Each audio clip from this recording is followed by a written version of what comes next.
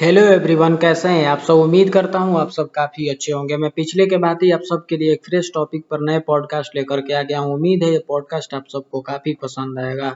तो आइए समय ज़्यादा ना लेते हुए सीधे मैं इसके हेडलाइन और यानी कि टॉपिक पे चले जाता हूं। इसका टॉपिक है कि नासिक धर्मांतरण केस क्या क्या निदा खान झांगुर बाबा 2 बन गई हैं। क्योंकि आजकल निदा खान बहुत चर्चा में रह रही हैं, तो इसी पे हम लोग चर्चा करेंगे। टीसीएस से जुड़े जो धर्मांतरण केस हैं आजकल बहुत ट्रेंड कर रहे हैं और ये काफ़ी आपको जानना जरूरी है। ये सब के मामलों में क्या है, क्या निदा खान का रोल है और इसमें आगे क्या हो रहा है, क्या कार्रवाइयाँ हो रही है, इसके बारे में इस पे हम लोग बात करेंगे।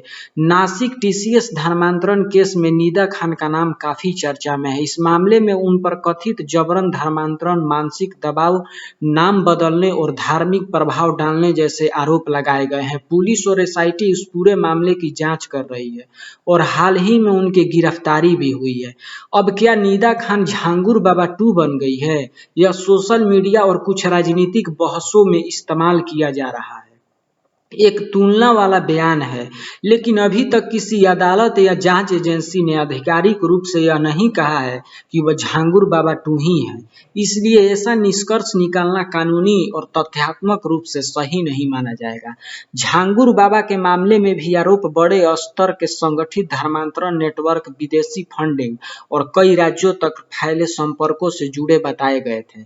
वहीं नासिक टीसीएस केस फिलहाल एक अलग और सीमित जांच का मामला है, जिसमें मुख्य रूप से कॉर्पोरेट वातावरण में कथित धर्मांतरण और उत्पीड़न के आरोपों की जांच हो रही है।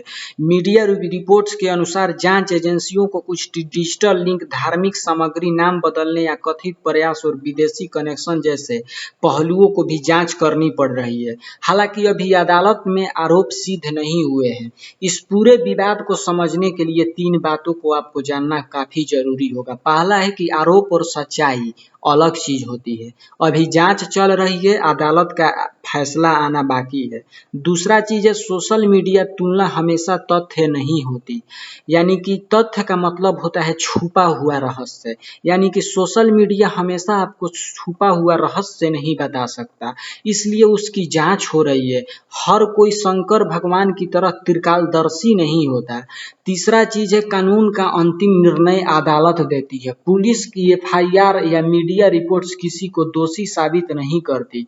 अगर आप चाहे तो मैं इसे पूरे नासिक तो मैं ये जो टीसीएस का मामला है इसके रूप में मैं आपको बताऊंगा। तो आइए इसको हम शुरुआत करते हैं कि नासिक टीसीएस धर्मांतरण केस की जो पूरी कहानी है मैं उसको और विस्तार से थोड़ा आप सबको बता रहा हूँ। यह मामला महाराष्ट्र के नासिक से सामने आया, जहां एक युवती ने आरोप लगाया कि उसे दोस्ती, भावनात्मक दबाव और धार्मिक प्रभाव के जरिए धर्म परिवर्तन के लिए प्रेरित किया जा रहा था। मामला सामने आने के बाद पुलिस, एटीएस और एसआईटी तक जांच पहुंची और यह राष्ट्रीय चर्चा का विषय बन गया। शुरुआती संपर्क, पीड़िता की पहचान कुछ लोगों से नौकरी और सोशल मीडिया के माध्यम से हुई। आरोप है कि शुरुआत सामान्य दोस्ती से हुई, धीरे धीरे धार्मिक बातचीत शुरू हुई। पीड़िता के अनुसार उसे इस्लाम से जुड़े वीडियो और लिंक भेजे गए, हिंदू धर्म पर सवाल उठाए गए, मुस्लिम नाम अपनाने की सलाह दी गई, नमाज और धार्मिक प्रथाओं को अपनाने का दबाव बनाया गया। कुछ रिपोर्ट्स के अनुसार उसे यह भी कहा गया कि सच्चा रास्ता इस्लाम है। परिवार को शक हुआ, पीड़िता के व्यवहार में बदलाव आने पर परिवार को शक हो गया।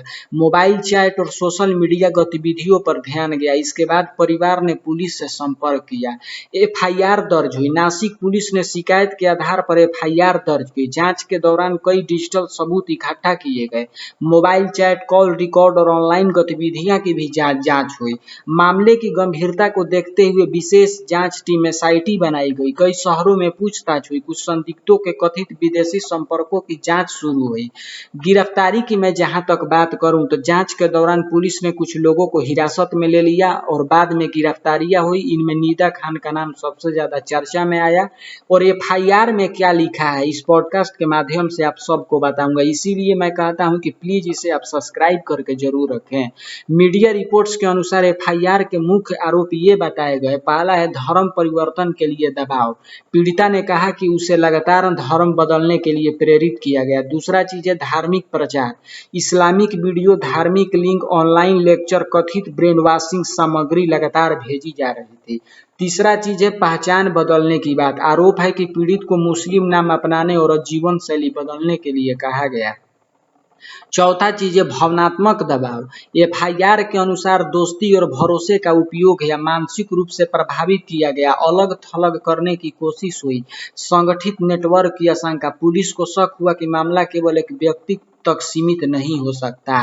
कौन कौन गिरफ्तार हुआ? मीडिया रिपोर्ट्स के अनुसार निदा खान, उन पर आरोप लगा कि वह पीड़िता के संपर्क में थी, धार्मिक सामग्री भेजती थी, धर्म परिवर्तन के लिए मानसिक प्रभाव डाल रही थी। अन्य संदिग्ध, कुछ अन्य लोगों से भी पूछताछ हुई जिनके बारे में कहा गया कि वे संपर्क स्थापित कर रहे थे, धार्मिक नेटवर्क से जुड़े थे, कथित सहायता उपलब्ध करा रहे थे। हालांकि सभी नाम सार्वजनिक रूप से हर रिपोर्ट्स में स्पष्ट नहीं बताए गए। कौन कौन सी धाराएं लगी? मीडिया रिपोर्ट्स के अनुसार कई धाराओं के तहत जांच हुई। इनमें शामिल हो सकती है आईपीसी, भारतीय दंड संहिता की कुछ धाराएं हैं, जैसे कि धारा 153A धर्म के आधार पर वैमनस्य फैलाना, धारा 295A धार्मिक भावनाओं को ठेस पहुंचाना, धार्मिक 417 और 420 यानी कि धोखाधड़ी और छल, धारा 506 यानी कि धमकी देना, आईटी एक्ट यानी यदि सोशल मीडिया, ऑनलाइन चैट या डिजिटल माध्यम का उपयोग हुआ हो तो, महाराष्ट्र के धर्मांतरण कानून से जुड़े कुछ प्रावधान है। अगर जबरन या धोखे से परिवर्तन साबित होता है तो लव जिहाद का क्या कानून है? भारत में लव जिहाद कोई आधिकारिक कानूनी शब्द नहीं है, यह मीडिया और राजनीतिक बहसों में इस्तेमाल होने वाला शब्द है। लेकिन कुछ राज्यों में ऐसे कानून बनाए गए हैं जिनमें शादी के नाम पर धोखा, पहचान छिपाना, जबरन धर्म परिवर्तन, लालच देकर धर्म बदलवाना को अपराध माना गया है। किन राज्यों में ऐसे कानून है? कुछ राज्यों में धर्मांतरण विरोधी कानून बने हैं, जैसे कि उत्तर प्रदेश, मध्य प्रदेश, उत्तराखंड, गुजरात, हिमाचल प्रदेश इत्यादि। इन कानूनों में क्या अपराध माना जाता है? अगर कोई व्यक्ति झूठी पहचान से शादी करे, लालच दे, डराए, मानसिक दबाव बनाए, शादी के लिए धर्म बदलने के लिए मजबूर करे तो मामला दर्ज हो सकता है, आप गिरफ्तार हो सकते हैं। सजा क्या हो सकती है? राज्य के अनुसार अलग अलग, लेकिन जेल जुर्माना दोनों हो सकते हैं। विवाद क्यों आखिर होता है? इन कानूनों को लेकर दो तरह की राय है। समर्थक जो कर रहे हैं उनका कहना है कि इससे जबरन धर्म परिवर्तन रुकेगा, महिलाओं की सुरक्षा होगी, संगठित नेटवर्क पर रोक लगेगी। विरोध करने वालों को कहना है कि इसमें व्यक्तिगत स्वतंत्रता प्रभावित हो सकती है, अलग अलग धर्म में शादी करने वालों को परेशान किया जा सकता है, प्रेम संबंधों को संदेह की नजर से देखा जा सकता है। अभी केस की स्थिति क्या है? अगर अभी की मैं नजर डालूं तो जांच जारी है, डिजिटल सबूत खंगाले जा रहे हैं, अदालत में अंतिम फैसला अभी नहीं आया है, इसलिए किसी को कानूनी रूप से दोषी कहना अभी सही नहीं होगा। नासिक टीसीएस धर्मांतरण केस ने पूरे देश में धर्म परिवर्तन, व्यक्तिगत स्वतंत्रता, सोशल मीडिया प्रभाव और लव जिहाद जैसे मुद्दों पर नई बहस शुरू कर दी है। लेकिन सबसे महत्वपूर्ण बात यह है कि आरोप, मीडिया चर्चा और सोशल मीडिया ट्रेंड अलग अलग चीज है। अंतिम सच्चाई अदालत और जांच एजेंसियां तय करती है। अगर चाहो तो मैं अगली बार लव जिहाद के जो सबसे बड़े इस टॉपिक के ला सकता हूँ, इसके लिए मुझे कमेंट बॉक्स में जरूर बताइएगा। फिलहाल के लिए मुझे दीजिए इजाजत, नमस्कार। आप अपना और अपने फैमिली का ढेर सारा ख्याल रखिए, और अगर इस चैनल पर नए आकर के इस पॉडकास्ट को सुन रहे हैं तो प्लीज इसे सब्सक्राइब जरूर कर लीजिएगा। जय हिंद, जय भारत।